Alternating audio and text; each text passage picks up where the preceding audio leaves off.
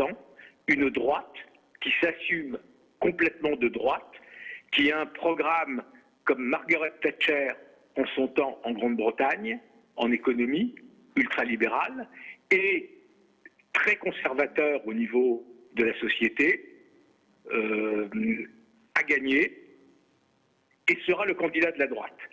En même temps, ce qu'il faut voir, c'est que pour le moment, à la primaire, la droite qui a voté à la primaire est une droite de classe moyenne, est une droite de centre-ville, et que l'électorat populaire de droite ne s'est pas mobilisé à la primaire.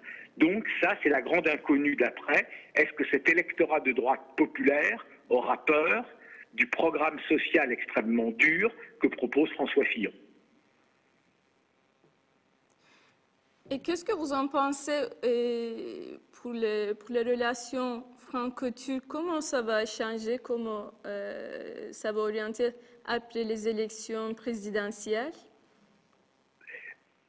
François Fillon, donc, il représente une droite dure qui a toujours été hostile à l'intégration de la Turquie dans l'Union européenne, y compris pour des raisons culturelles et religieuses, parce que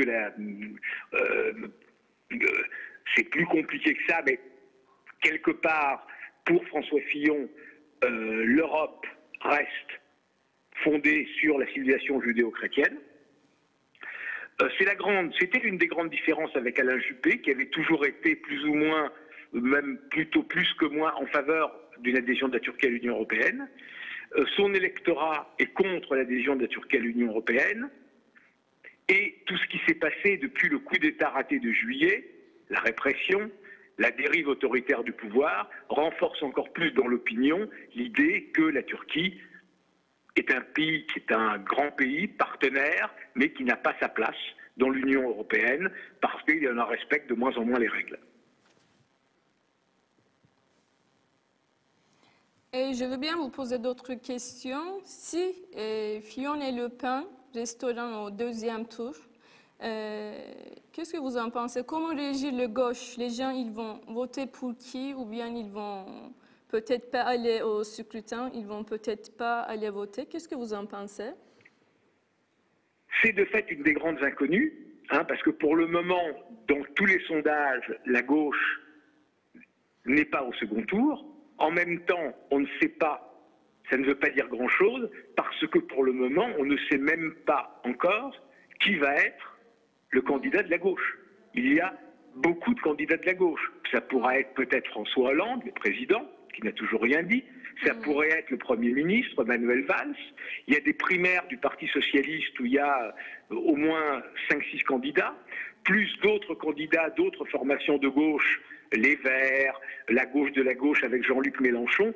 Donc actuellement à gauche, il y a beaucoup de monde et personne n'a pour le moment l'idée de, si d'une manière ou d'une autre, face à François Fillon, face au danger que représente un tournant à droite très fort en France, la gauche sera capable, sinon de s'unir, au moins de ne pas avoir plus de 2 candidats. Et pour François Hollande, vous attendez qu'il va expliquer qu'il sera un candidat ou pas? Qu'est-ce que vous en pensez? Il a parlé un peu de sa popularité, on peut dire peut-être. Qu'est-ce que vous en pensez? C'est la grande question de tout le monde. La popularité de Hollande est extrêmement basse. Pour le moment, je crois qu'il est à moins de 7%. Par rapport à la popularité du président turc, c'est très peu. Donc, raisonnablement, il n'arrive même pas au deuxième tour. Mais le pari que fait François Hollande, c'est de dire, finalement, je suis le plus petit dénominateur commun, je suis le plus petit point commun de la gauche. Et que face au danger donc, de ce tournant à droite, finalement, tout le monde à gauche va plus ou moins voter pour moi parce que je suis le président sortant.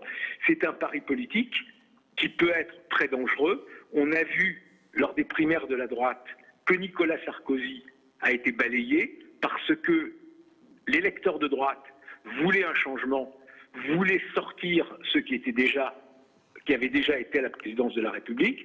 Il est probable que dans les électeurs de gauche, il y ait aussi le même sentiment que Hollande, du simple fait qu'il a été président et que ça a été un échec, à gauche, plus personne n'en veut.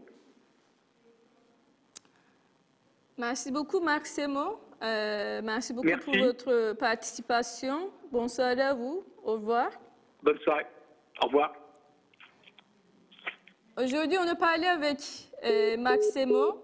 On a parlé des élections présidentielles de 2017 qui sera dans quelques mois. Merci beaucoup pour votre intérêt. Au revoir.